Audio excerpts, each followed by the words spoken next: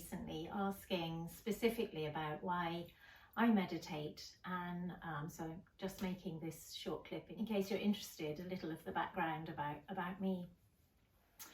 This answer could fall into two parts. One might be how I came to meditate, and one might be why I still meditate today.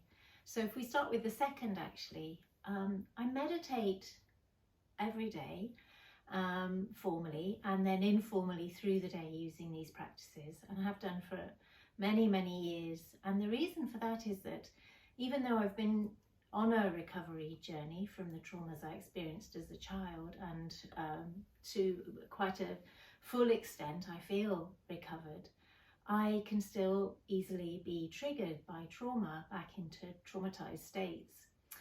And well, that's the same for every human. We all have a fight, flight, freeze response.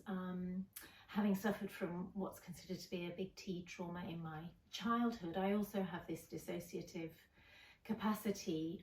For me, that's not about kind of like floating out of my body, but I just kind of lose contact slightly, lose sensations in parts of my body, or kind of get a bit sort of lost or distracted. And so when I use mindfulness, I can find stability, and I just find that so helpful, that the triggering or life itself just sends me into sort of overwhelm or into sensations of not being able to cope, and physical experiences inside my body. And if I use mindfulness, I find stability, and then from that stable place I know how to use the choices that I've developed during this length of time learning mindfulness to make choices which really help me. So self-care choices, or choices about how to respond to other people, or just choices for how to spend my day. And of course I am absolutely not perfect at this, and if you talk to people in my life, they'll tell you I'm not perfect at this, but it feels so much better than before I learned mindfulness. So stabilizing and choices. And when I actually sit to practice, quite often I let my mind wander, because I find I'm using awareness of my thoughts to process some of what my mind's bringing up, and to process some of what's in my body. And I just find it really helpful to have that space every day to kind of understand myself. And through that, I have learnt my patterns, the sort of pre-programmed choice routes. This happens, and as a result of this I feel that, or I do that, or I think that. And by learning those patterns, I've become really familiar with myself, and in some part that feeds back into choices about how I then enact my choices, and also it's fed into a capacity for self-kindness. And I would say that's really probably the last major reason for meditating, is that I don't think I was no good at self-kindness. I really didn't like myself at all. And I've discovered this capacity to appreciate aspects of who I am. And I guess it's through that, or through all the practices, or some of the other practices of just being with a stable anchor, I have sometimes, and extended periods of time, sometimes just absolute glimpses, felt peace within my body. Peace is a really different experience to triggered experience, that contrast. Even little moments of peace have felt like kind of watering parched earth in the desert, and little desert flowers beginning to grow. So yeah, so experiences of peace. So maybe all of those together.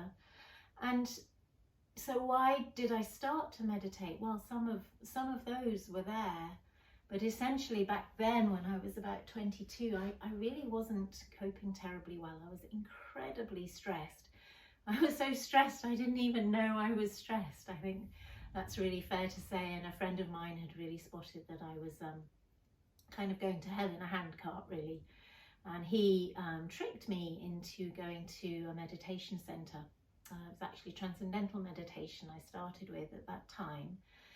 And I just remember being outraged and angry, which was then my standard response to most events in life when I didn't have control or felt like I was being tricked. But I went in anyway. I did really like this man and I trusted him. He was a work colleague, and he took me there with a good heart. And by the end of the first practice, I just thought, God, I feel better. And that feeling better was probably, proportional to how bad I felt. So I'm not saying I touched enlightenment. I know I didn't. I know I still haven't. But the experience was so pleasant compared to what was inside me at the time that it kind of just made me want to carry on learning. And so over the years, the practice has really kind of led me through different stages of understanding and development, and deeper and different states and ways of approaching what's been going on in my life.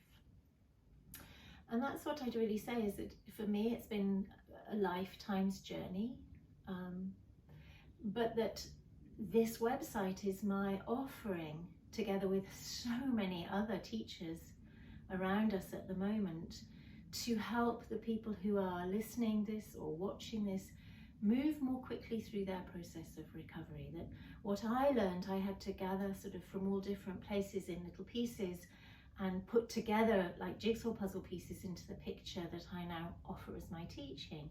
But hopefully you can pick these up and learn a lot more quickly. And certainly, I learned more quickly than the people before me. Before me, you had to go to India or Thailand or Sri Lanka and sit in a cave with monks to learn this stuff. You had to dedicate your entire life to it, which I haven't had to do.